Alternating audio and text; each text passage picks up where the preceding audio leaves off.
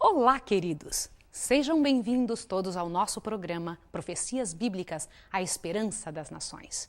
Nós estamos juntos há alguns estudos. Estamos estudando a verdade de Deus que Ele revelou para os seus filhos através do livro de Daniel. Estamos usando outros livros da Bíblia também, claro, porque em toda a Bíblia há uma sequência de ideias e sempre o autor é o mesmo, o nosso Deus. Vamos orar pedindo a Deus que nos abençoe antes de abrirmos a Santa Palavra? Eu quero orar com você agora. Misericordioso Deus e Pai que estás nos céus, em nome de Jesus Cristo, nos dê agora a tua inspiração. Nos mostre como o Senhor quer que estudemos, o que o Senhor quer que fique dentro da nossa mente.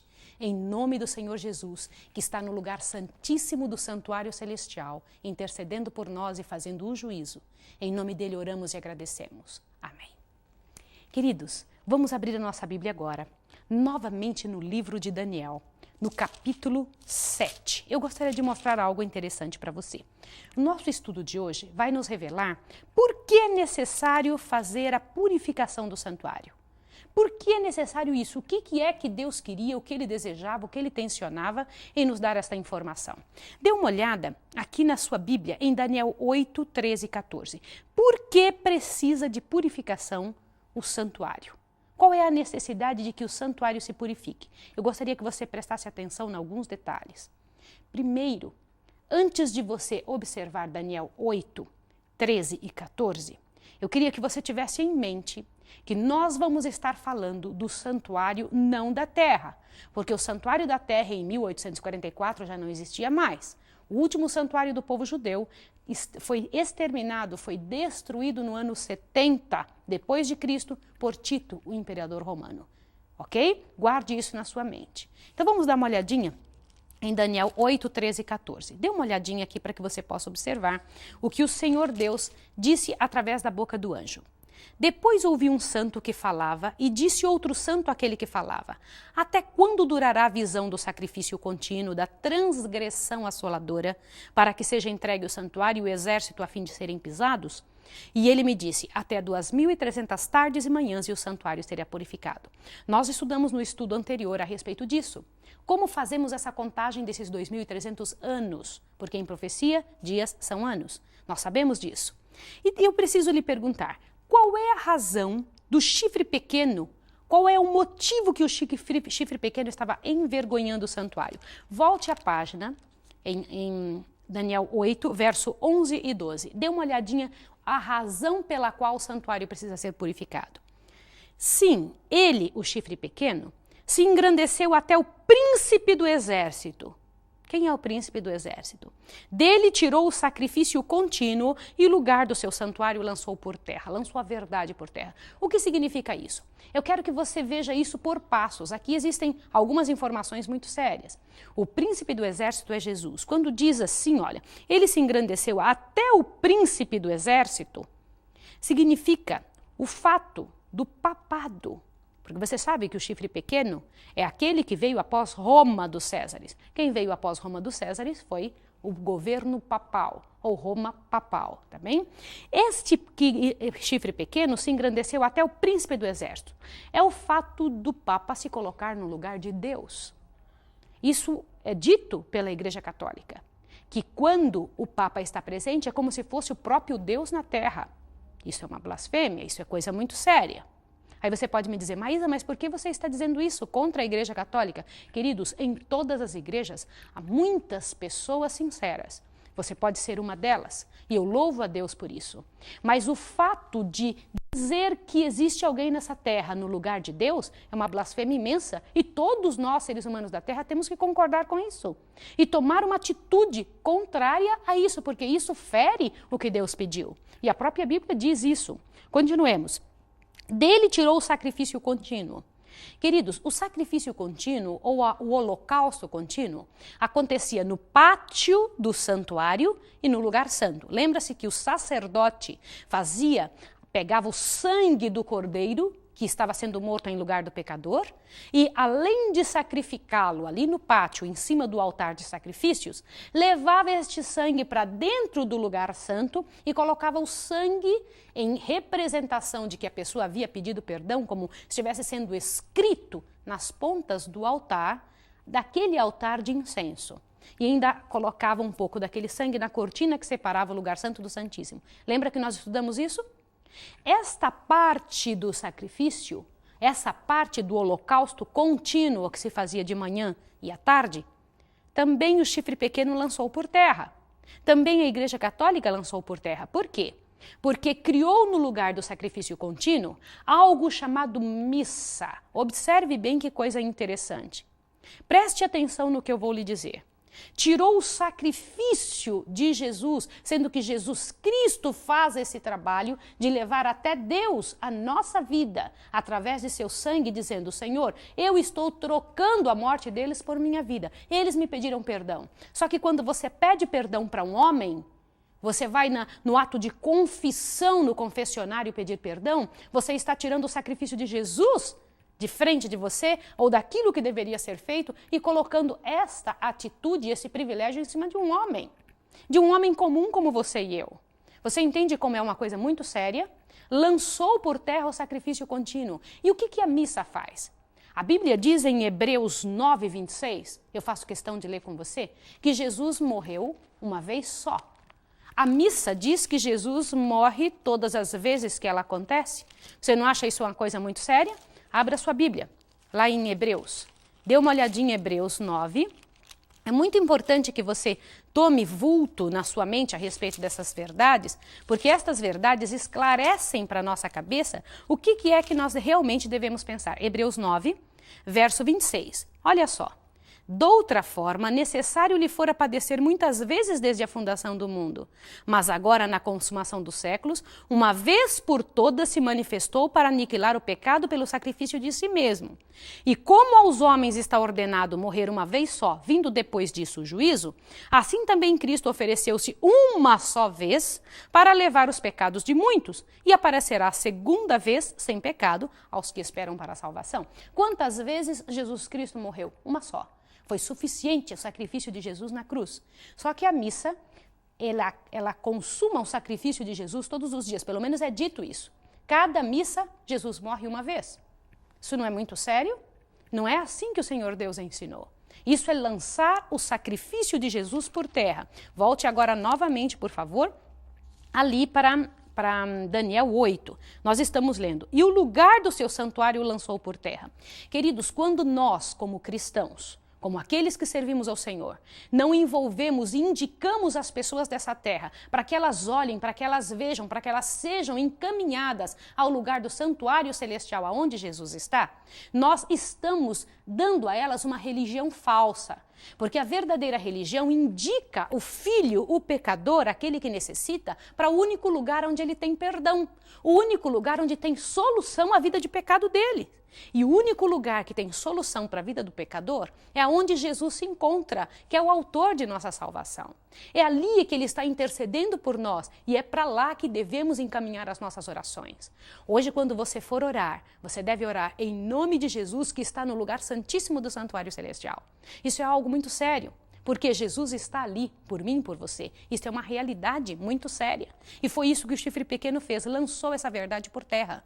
Porque as pessoas são indicadas a lançar as suas orações para um homem, para uma pessoa, para alguém desta terra. E não é isso que Deus pede. Compreendeu a minha pergunta? Vou lhe fazer outra pergunta. De quem que esse chifre pequeno recebe força? Dê uma olhadinha aqui em Daniel 8, verso 24. Grande será a sua força, mas não de si mesmo.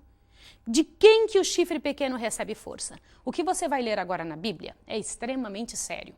E eu gostaria de lhe pedir desculpas antes de ler, porque eu sei que é uma coisa que fere muito o coração das pessoas. Porque quando elas leem, elas se assustam, porque são sinceras, passaram a vida toda acreditando em alguma coisa ou alguém que lhe parecia tão caro, que lhe parecia tão certo. Às vezes porque o pai, a mãe, a família sempre foi desta religião ou sempre seguiu o papado, eles creem que esta é a maneira correta de viver. Mas, queridos, o que você vai ler é uma coisa muito séria. A Bíblia diz que esse chifre pequeno, ou seja, o papado, recebeu força, mas não de si mesmo. De onde foi esta força? Apocalipse 13, por favor. Dê uma olhada, por gentileza. Eu preciso que você veja.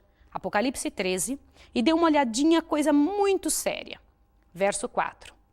E adoraram, falando a respeito da besta que sobe do meio do mar, a que tinha 10 chifres, 7 cabeças, e sobre sua chifra 10 diademas, esta besta, que faz com que toda a terra se maravilhe após ela, que corre perseguindo o povo de Deus, esta, dê uma olhadinha, adoraram o dragão que deu autoridade à sua autoridade. Olha só, quem que deu autoridade a este chifre pequeno, que é a mesma coisa que a besta? Responda para mim, quem lhe deu autoridade? Aqui diz que é o dragão. E quem é o dragão? Segundo a palavra de Deus. Veja no Apocalipse 12. Apocalipse 12, verso 9. E foi precipitado o grande dragão, a antiga serpente que se chama Diabo e Satanás, que engana todo mundo. Queridos, é uma coisa muito séria. Todo poder que é contrário a Deus, que muda as leis de Deus, que aceita a mudança, que se coloca no lugar de Deus, que se posiciona de maneira que aceita com que os mandamentos de Deus, que é a estrutura do governo do Deus eterno, seja mudado, é um poder contrário a Deus, é um poder liderado pelo inimigo. Existe muita gente que não sabe disso, portanto não são culpados. Mas do momento em que sabe, a diferença acontece. E queridos evangélicos que estão me ouvindo, queridos protestantes, se você ainda está fazendo algo que é o contrário que Deus pede e que claramente está na palavra de Deus, você deve começar a pensar diferente, deve começar a correr imediatamente a fazer o que Deus está pedindo. Como por exemplo, você já percebeu que na lei do Senhor, na lei de Deus, há um mandamento que a maioria dos cristãos não seguem? O mandamento que diz para guardar o sábado? Nós vamos estudar isso no próximo estudo. Você vai compreender como é sério isso. E quem mudou foi o chifre pequeno. Volte para Daniel, por favor. Daniel capítulo 8. E dê uma olhada, que coisa interessante. Quem deu então o poder e a autoridade para o chifre pequeno? A Bíblia diz que é o dragão. O dragão que lhe deu esse poder. O poder para fazer todo esse trabalho contra o príncipe dos exércitos, para mudar as leis de Deus, para tomar o lugar de Deus na terra. Continue. Uma outra pergunta. Com que apoio? Apoio de quem? Ele é apoiado por que tipo de poder nessa terra? Apocalipse 17. Dê uma olhadinha, por favor. Vai lá em Apocalipse novamente. Lembra-se que eu falei para você que o livro de Daniel e o livro de Apocalipse são gêmeos? Lembre-se disso? Apocalipse capítulo 17, verso 3. Olha só. Então o anjo me levou em espírito a um deserto e vi uma mulher montada numa besta escarlate que estava cheia de nomes de blasfêmias. Tinha 7 cabeças e 10 chifres. Mulher em profecia é o quê? Igreja. Mulher em profecia e igreja. E nós vamos ver algo interessantíssimo sobre uma igreja pura e uma igreja prostituta, que Apocalipse fala, e que Daniel também cita resquícios interessantes em Daniel 11 sobre isso. E nós vamos ver daqui para frente. Mas a Bíblia diz que a igreja prostituta estava em cima deste poder, desse chifre pequeno, ou seja, da besta. Não é muito sério? Que igreja é essa prostituta que aceita qualquer coisa errada dentro do seu espaço? Erros chamados tradições. O que Jesus diz a respeito dessas tradições? Você gostaria de entender? Às vezes a gente fala, não, mas eu faço isso porque é a tradição da minha igreja. O que Jesus diz a respeito disso? Isso é muito sério você pensar. A Bíblia compara esse tipo de atitude desse chifre pequeno com o quê? Ezequiel 23, 37. Vai lá para o livro de Ezequiel, um pouquinho antes de Daniel, você encontra o livro de Ezequiel. O capítulo 23, você vai ver uma coisa interessante que Deus diz ali. Ezequiel 23, 37. Dê uma olhadinha, que coisa séria isso daqui. Olha o que Deus compara. Elas adulteraram, e sangue se achou nas suas mãos, e com seus ídolos adulteraram. E até seus filhos que de mim geraram fizeram passar pelo fogo para se consumirem. Ainda isso me fizeram. Leia o verso 38. Olha que sério. Contaminaram o meu santuário no mesmo dia e profanaram os meus sábados. Havendo sacrificado seus filhos aos seus ídolos, vieram ao meu santuário no mesmo dia e o profanaram. Assim o fizeram no meio da minha casa. Você entendeu como é sério profanar o santuário de Deus? Fazer o que Deus não pede, transgredir os seus sábados. Isso foi o Deus eterno que falou. Queridos, nós precisamos tomar noção destas coisas, perceber o que é que Deus espera de nós. Eu vou lhe fazer outra pergunta. No passado, por que é que o santuário precisava de purificação? Aquele santuário lá do deserto, do povo judeu, por que ele precisava de purificação? Para que você entenda por que precisa de purificação o santuário do céu. Veja em Levítico 16, vai lá para trás na sua Bíblia, onde é relatado o que acontecia no santuário do povo passado. Levítico 16, versículo 16. Dê uma olhada por que precisava de purificação. Você achou? Levítico 16, 16? Olha o que diz. Assim fará expiação pelo santíssimo lugar, por causa das impurezas dos filhos de Israel e de suas rebeldias, segundo todos os seus pecados. Procederá da mesma forma para com a tenda da congregação que está entre eles, no meio das suas impurezas. Você entendeu? Era por causa daqueles pecados que ficavam marcados durante o ano inteiro, ali na presença de Deus, representando os nossos pecados que sobem perante o céu. O Senhor Deus leva os pecados dizendo, aqui estão os pecados do povo que eu perdoei. E o Senhor Deus precisa eliminar aquela coisa. Diga que eu vou lhe fazer uma pergunta. Você acha que Jesus é o responsável pelos nossos pecados? Não. Jesus é o nosso advogado. Ele é o nosso redentor. Ele não é o responsável. Quem é o responsável pelos nossos pecados? É Satanás, é claro que é. Então, quem tem que receber os pecados depois de perdoados? Jesus perdoa, resolve o nosso problema, mas ele tem que devolver para quem é o dono. Quem é o dono do pecado? Você vai ter que receber a paga disso que você fez eles fazerem, disso que você originou, esse pecado que você originou. Você entende que sério é isso? Isso é coisa muito séria. Volte para o seu livro de Daniel. Nós estamos nesse livro, estamos estudando estas verdades para que possamos entender. Então, o santuário precisava de purificação daqui da terra, porque ficava marcada a sujeira dos pecados, ficava maculado o santuário pelas iniquidades do povo. Então, eu vou lhe fazer uma pergunta. Que mensagem é pregada em Apocalipse 14, 6 a 7? Vai lá em Apocalipse novamente e dê uma olhada que coisa interessante. Apocalipse 14. Aliás, eu estava esperando o dia de poder falar para você a respeito disso. Apocalipse 14 tem uma das mensagens mais sublimes, mais impressionantes, que é preciso que o povo entenda. Se você é protestante e está me ouvindo, se você é um católico apostólico romano, se você é espírita, se você é judeu, seja de qual for a religião que você pertença, em nome do Senhor Jesus Cristo, ouça isso que eu vou ler para você. Esta é a ordem do Senhor Deus para o povo que vive nos últimos dias. Leia Apocalipse 14, verso 6 em diante. É João dizendo o que ele viu. Vi outro anjo voando pelo meio do céu, tendo um evangelho eterno para proclamar aos que habitam sobre a terra, toda nação, tribo, língua e povo. É uma mensagem mundial, global. Que evangelho eterno é esse? Você fala, Maísa, é a morte de Jesus. Eu vou lhe dizer uma coisa. Pregar só que Jesus morreu não é o evangelho interno. Pregar só que Jesus morreu e ressuscitou não é o evangelho eterno. Você tem que pregar todo o trabalho que Jesus está fazendo. Hebreus esclarece o que Jesus está fazendo agora no céu. Veja o verso seguinte, dizendo com grande voz, este anjo que nos é mostrado aqui, que saiu falando para o mundo inteiro, é representação de um povo. Veja o que diz o verso 7, dizendo com grande voz, não baixinho, com grande voz, temei a Deus e dai-lhe glória, ao Deus eterno, não a um Deus dessa terra. Dai-lhe glória, porque é chegada o quê? A hora do seu juízo. Que hora é essa? É 1844. Haveria um povo que sairia dizendo isso. Nós já estudamos que a hora que começou o juízo no céu é a hora de 1844. E adorar aquele que fez o céu, a terra e o mar e a fonte das águas, queridos. Isso é grandioso, muito grandioso. Nos ensina a adorar o Criador de todo o céu, não um Deus qualquer, e dizer abertamente que o Senhor Deus começou o juízo. Você está disposto a fazer isso? Essa é uma ordem divina.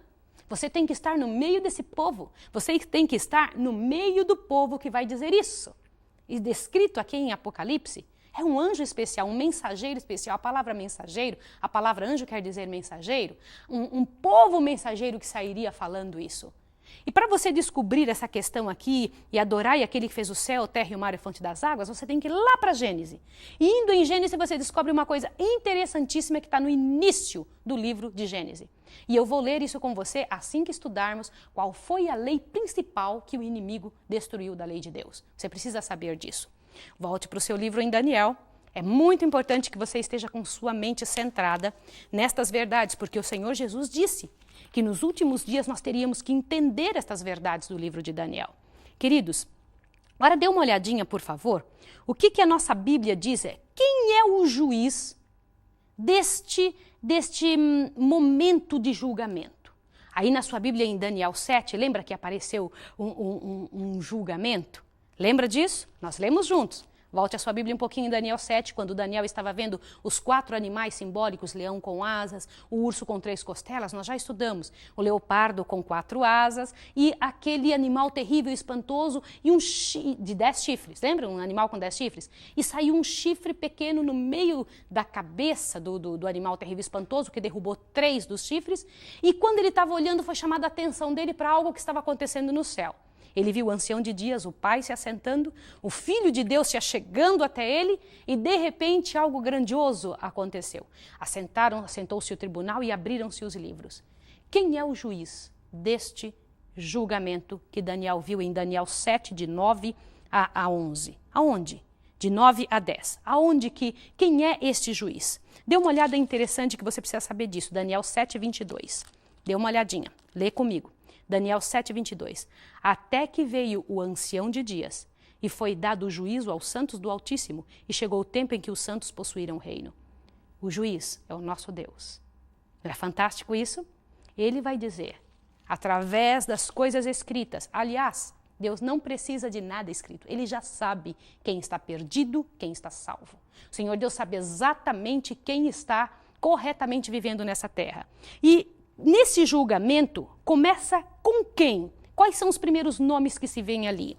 Lê lá 1 Pedro 4,17. Outra coisa interessante que você precisa ver.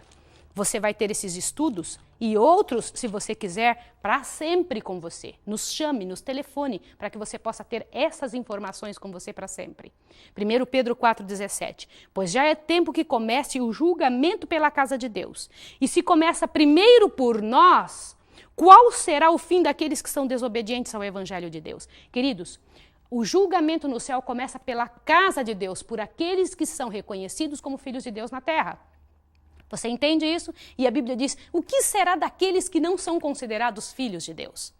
Interessante. Então, o juiz é Deus, começa primeiro por aqueles que são o povo de Deus na terra, desde o primeiro que morreu nessa terra como justo. Lembra quem foi o primeiro que morreu na terra como justo?